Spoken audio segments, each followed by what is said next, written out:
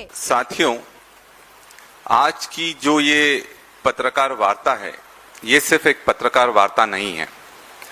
ये जो पूरे देश में एक षड्यंत्र रचा जा रहा है आदिवासियों के खिलाफ, उनकी अस्मिता के खिलाफ, उनकी पहचान के खिलाफ, उसको उजागर करने का एक बहुत बड़ा अवसर है हमारे लिए। मैं सीधे मुद्दे पर आता हूं। 24 तारीख को, मतलब कि 2 दिन पहले, भाजपा ने एक आदिवासियों का समागम करा है, उनकी भाषा में वनवासियों का समागम। और इसमें पूरे देश से इन्होंने जो लक्ष्य रखा था कि हम 5 लाख लोगों को हर राज्य से लाएंगे और यहां पर 5 लाख लोगों को का एक बड़ा समागम होगा। पर हकीकत यह थी कि वहां से कुछ ही लोगों को ये ला पाए, और जिन लोगों को लाया गया वो पहला फुसलाकर लाया गया। इस कार्यक्रम का नाम इन्होंने जनजातीय सांस्कृतिक समागम रखा, पर हकीकत में इसका आदिवासी सम्मान से कुछ भी लेना देना नहीं था, उनकी संस्कृति से कुछ भी लेना देना नहीं था। क्योंकि ये जो कॉरपोरेट की लूट मची हुई है इस देश में, उस पर पर्दा डालने का एक प्रयास था। एक तरफ अंडमान निकोबार में, सेजीमाली में, हसदेव में ये आदिवासियों के घरों पर, आदिवासियों के जंगल और पेड़ों पर बुलडोजर चलाने का काम कर रहे हैं। एक तरफ जो भी आदिवासी आवाज उठाता उसका एनकाउंटर कर दिया जाता है, और दूसरी तरफ संस्कृति का ढोंग करते हैं और उनकी जमीन पर कब्जा करते जा रहे हैं। मैं सबसे पहले उन सभी आदिवासी योद्धाओं को सलाम करता हूं जिन्होंने इस कार्यक्रम में जाकर आदिवासियों की आवाज को बुलंद करा और जो सच्चाई थी सबके सामने लाकर खड़ी कर दी। साथियों, भाजपा का आदिवासी संस्कृति से कुछ लेना देना नहीं है। उनका अगर लेना देना है तो आदिवासी जो जमीन पर बैठे हैं, जिसके नीचे खनिज है, उससे उनका लेना देना है। एक तरफ ये पद्मश्री बांटने का काम करते हैं। अभी कल परसों ही हमारी जो बहन है देवकी अम्मा जी, उनको पद्मश्री दिया गया है।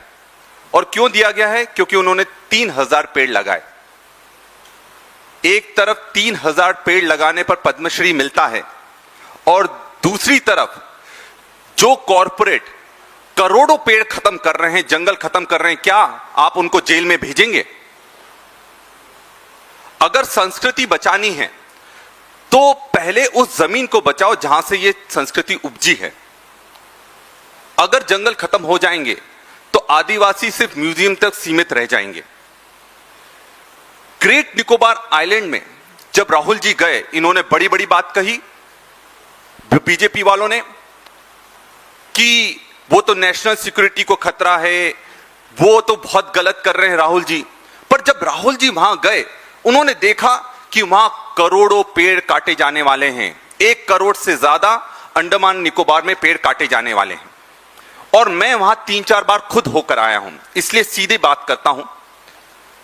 वहां पर जो ट्रांसशिपमेंट पोर्ट बन रहा है और जो ये सिक्योरिटी की बात करते हैं, एक छोटे से क्षेत्र में ये चीजें हो सकती हैं। ग्रेट निकोबार की अभी आबादी है 8000 लोग, सिर्फ 8000, और इनका जो टारगेट है वहां पर 5 लाख लोगों को लाकर बसाने का है। क्या जरूरत है 5 लाख लोगों की? अगर आपको नेशनल सिक्योरिटी के सिर्फ सवाल है, वो छोटे से क्षेत्र में हो जाएगी। पर नहीं, ये वहां पर टाउनशिप लाएंगे क्योंकि उससे पैसा आएगा। ये वहां पर अलग अलग कसीनो शुरू करेंगे क्योंकि पूरा आइलैंड अडानी खरीद लेगा, और तब जाकर इनका जो लक्ष्य है वो पूरा होगा। पर मैं आपको बता दूं, वहां पर शोम्पेन जनजाति रहती है, जो कि पूरे विश्व में सिर्फ 200 लोग बचे हैं, हमारे आदिवासी भाई बहन। वो पूरी तरह से खत्म हो जाएंगे जब ये जंगल खत्म हो जाएंगे। यही नहीं, वहां पर यूनेस्को ने बायोस्फीयर रिजर्व डिक्लेयर कर रखा है, उसको अभी ये कुछ सम्मान नहीं करते हैं। जैसे ही ये प्रोजेक्ट आया, 7 ऑफशोर माइनिंग प्रोजेक्ट पहले ही आवंटित किए जा चुके हैं, मतलब उसको रिसोर्स फ्रंटियर की तरह ये उपयोग करना चाहते हैं।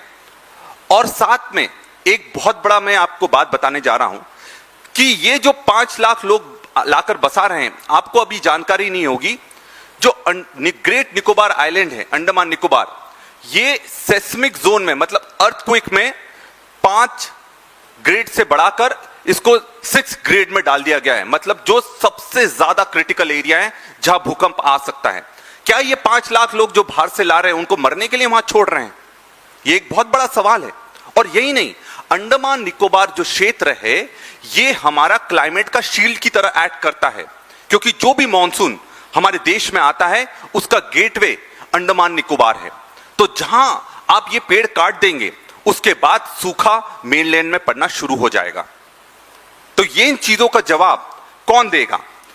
क्या नरेंद्र मोदी जी, अमित शाह जी इस चीज का जवाब दे सकते हैं? अभी मैं आपको एक वीडियो दिखा रहा हूं, वो वीडियो देखिए और उसके बाद मैं बताऊंगा कि जो आदिवासी बनाम वनवासी का कितना बड़ा खेल ये लोग खेल रहे हैं। आप वीडियो चालू कीजिए।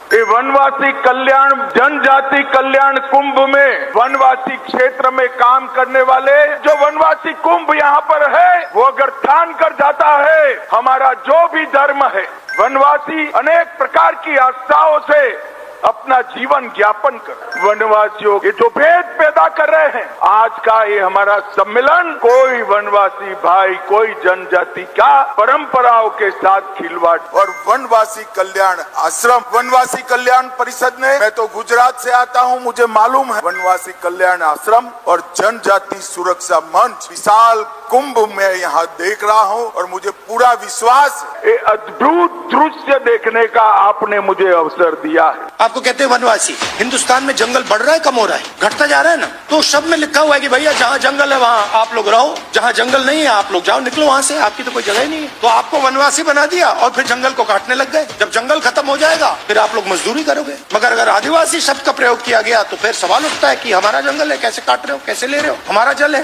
हमारी जमीन है, कैसे ले रहे हो? बिना पंचायत के पूछे कैसे ले रहे हो? धमका के कैसे ले रहे हो? फिर ये सारी बातें शुरू हो जाती है। इसीलिए ये चाहते हैं कि आप लोग वनवासी बनो, अपना हक मत मांगो, अपने बच्चों के लिए शिक्षा मत लो, आप लोग या जंगल में रहो और जब जंगल खत्म हो जाएगा फिर मजदूरी करो। ये हम नहीं चाहते। हम चाहते हैं कि इस देश में जितनी जगह दूसरे लोगों को मिलती है उतनी आपको मिले। बेहतरीन कॉलेजेस और यूनिवर्सिटीज में आपके बच्चे पढ़े, हिंदुस्तान की सबसे बड़ी कंपनियों में आपके लोग काम करें, आपके बच्चे काम करें। जब सीईओज की लिस्ट निकाली जाए उस लिस्ट में आदिवासी नाम दिखे, ऐसा भविष्य हम चाहते हैं। यही लड़ाई। और आप जानते हो, जो आपने कहा कि मेरे दिल में, मेरे परिवार के दिल में, कांग्रेस पार्टी में आपके लिए बहुत जगह है, प्यार है, मोहब्बत है। ये है विचार राहुल जी के, जो आदिवासियों को आदिवासी मानते हैं, और दूसरी तरफ विचार है अमित शाह जी के, बीजेपी के, आरएसएस के, जो आदिवासियों को वनवासी मानते हैं। कुछ लोगों के लिए बहुत आम बात होगी कि वनवासी आदिवासी में क्या अंतर है, पर बहुत बड़ा अंतर है। आदिवासी मतलब आदिकाल से जो इस धरती पर रह रहा है वो वहां का निवासी है। मतलब ये जल जंगल जमीन और ये पूरी धरती आदिवासियों की है, वहां के मालिक हैं। वनवासी का मतलब है कि सिर्फ वनों तक सीमित लोगों को वनवासी कह रहे हैं। मतलब उनकी भाषा में जंगली लोग जो जंगल में रहते हैं। आज आदिवासी पढ़ लिख कर आगे बढ़ रहे हैं। मैं खुद, अगर कांग्रेस नहीं होती और रिजर्वेशन नहीं होता तो मैं शायद डॉक्टर और सर्जन नहीं बन पाता। आज आदिवासी एडवोकेट बन रहे हैं, आज आदिवासी बड़े बड़े उद्योग शुरू कर रहे हैं। ये कैसे हो रहा है? क्योंकि आदिवासियों का अधिकार कांग्रेस ने और इस संविधान ने हम आदिवासियों को दिया है। तो जब आप वनवासी बोलते हो, जैसा राहुल जी ने कहा, तो इसका मतलब जिस दिन जंगल खत्म हो गए उस दिन आदिवासियों का अस्तित्व और आदिवासियों की पहचान खत्म हो जाएगी। और बीजेपी का यही एजेंडा है कि जंगल खत्म करो, आदिवासियों की पहचान खत्म करो, उनको मजदूर बनाओ, उनको गरीब बनाओ, उनको फैक्ट्रियों में काम करने पर छोड़ दो और मरने के बाद उनको कोई पूछने वाला नहीं होगा। तो ये अंतर है कि आदिवासी एक इतिहास है, एक शब्द नहीं, एक इतिहास है, और वनवासी एक राजनीतिक प्रोजेक्ट है। और भाजपा के लिए आदिवासी क्या है? वो सिर्फ शो पीस है, जो कि उनकी ट्रॉफी की तरह वो अपने शोरूम में सजाकर रखते हैं। उनके लिए आदिवासी सिर्फ एक चुनाव का रबर स्टैंप है। और मैं आपको उदाहरण के साथ